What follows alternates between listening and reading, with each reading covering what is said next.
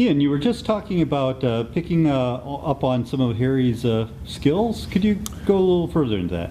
Right. As I was saying, I quickly picked up on Harry's talents for being more extroverted and outgoing than me and having a history of being a good salesman.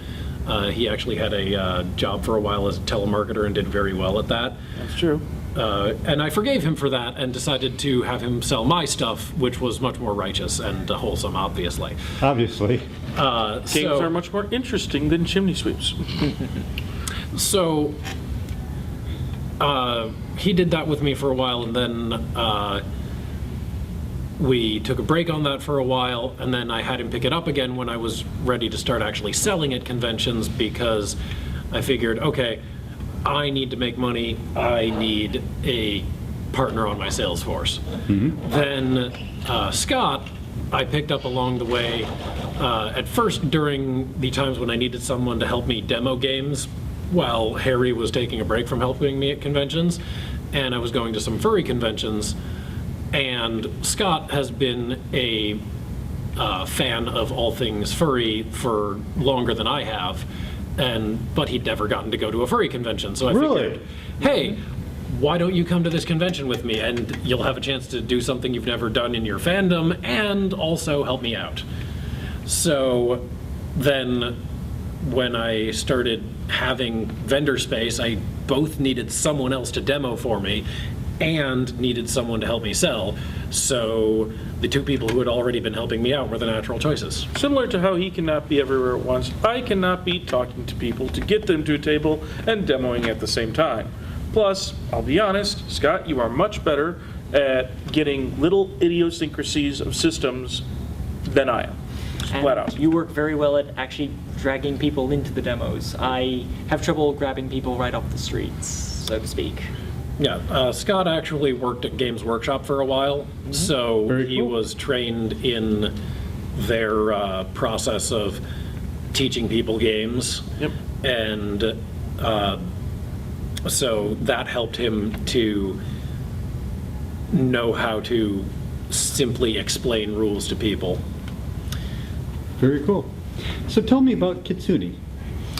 So Kitsune is a game based on Japanese and Chinese and Korean mythology, mainly Japanese, thus taking their name for the fox spirits. Right.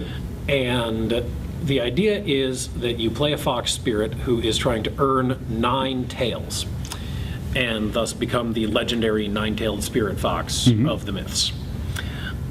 You do this by playing mischievous schemes against people and taking some elements of the mythology and remixing them to the purpose of my game. The idea is that by doing this, you purify these people of their sins. Uh-huh. This is taking some Shinto and some Buddhist ideas about what sin is and what fox spirits are and what their role is in the mythology and cosmology, and mixing them up a little bit. But it works out for the game so that you are scheming against these fools, and if you successfully humiliate them with your scheme, you will have taught them a lesson, and they will be discarded because they were humiliated and also because they were purified of their sins, and you will gain a tail for having taught them that lesson, because the Elder Kitsune will respect you more for having done this deed. You have to impress them, though, to earn your tails. So if the person you tricked has a foolishness which is lower than the number of tails you already have, it's not impressive and you don't get anything. Because, seriously, it's not all that impressive when someone who's in full plate mail with all sorts of magical weaponry and stuff like that looks this small little itty-bitty bunny recolor and just punts it. Admittedly, some of the mechanics in the game were inspired by games like Munchkin, and so the fact that in Munchkin someone who's level 9 can just, with like plus 30 of bonuses, can just squish a level 1 thing, gain a level, and win the game, was one of the parts of the game that I wanted to say, no, that's not going to happen in mine. I wanted it to be a difficulty curve that ramps up, which also acts as a catch-up mechanic for the people who are behind. Because if you're behind in points towards victory, you have an easier time getting more of them. Yeah. Makes sense. There are 2 resources that you have to manage during the course of the game, and 1 static attribute that you always roll when you're scheming. The static attribute is your wits. Each scheme pits the fox's wits against the fool's foolishness, and each side rolls a d10 and adds that to their attribute. You also have 2 resources which can fluctuate during the course of play. You have your hand of trick cards, which is limited by your fox's wisdom in size, and you have your pool of foxfire, which is limited by your fox's witchery. Foxfire can be spent to increase or decrease any fox's wits, and also for a couple of other effects depending on cards. But even if you don't have any cards in play or in anybody's hands, the Foxfire can, for each one spent, increase or decrease any player's wits by 1. Oh, cool. And both trick cards and Foxfire are used before the roll. So however much resources you want to commit to either helping yourself or hindering someone else, or vice versa, depending on the game situation, you have to decide that before the roll. So some of the resource management is a pushing your luck mechanic as well, because you can decide, I'm going to commit all these resources and make sure that the roll doesn't matter, it goes my way. Or you can decide, I'm going to commit some and have an edge, but I'm going to rely on luck. Okay. And the more you rely on luck, if you're successful, the more resources you end up with later for your push for the win. And you can get there faster. But if you expend your resources, you guaranteed to advance.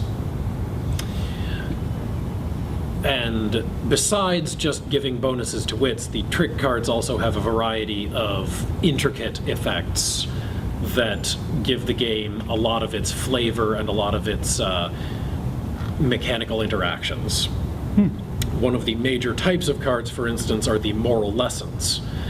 There are both major and minor moral lessons, and each moral lesson tells you that you must scheme against a particular sin, and it gives you some additional restrictions you must abide by. But in exchange for abiding by those restrictions, which are generally penalties you wouldn't normally want, with a minor lesson, you can gain a tail for success even if the foolishness is too low. And with a major lesson, not only can you do that, but you can also gain an extra tail if the foolishness is high enough. So minor lessons increase 0 to 1 when it comes to seeing if you gain a tail. Major lessons add +1 to the number of tails you would gain when you succeed. Oh, very One cool. of my favorite lessons is mind your manners. Mind your manners. There is one moral lesson that can target any sin whatsoever, and can even be used if the scheme somehow isn't targeting a fool, because it doesn't require you to target a particular sin. It's called Mind Your Manners. This one actually requires the player to mind their manners. And it says, instead of rolling the dice, you wait to resolve the scheme until the beginning of your next turn.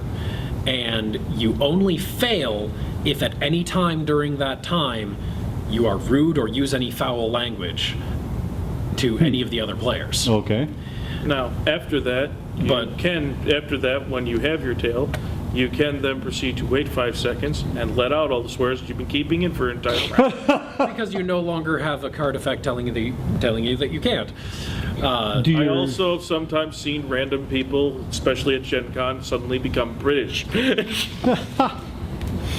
There was a fun incident the first time we took it to Gen Con, where the last game we played, one poor guy got stuck by his friends having 6 turns in a row where he had to mind his manners, and he was most unhappy about that. His girlfriend was also one of the people playing, so was opposing him and put this on him. Yes, his girlfriend and one of his other friends who he had come to the con with helped keep him in this situation because they were cracking up over it. I have also experimentally confirmed that that card is much more fun to play on someone who is drunk. I didn't even play it, but my friend Kyle, when I showed him the game, he played it on himself and then turned to myself and Matt Seeley, who were playing with him, and said, "But you guys are going to find some way to F me over anyway." But he actually used the whole swear word. And we were like, "Kyle, you just swore." And he's like, "Damn it, I did." And so he failed the scheme 5 seconds after initiating it. And is that something he initiated himself, or? Oh yes, that was all him. But he was tired and a little tipsy, so... So he provided the shotgun and the foot. Wasted by his own petard.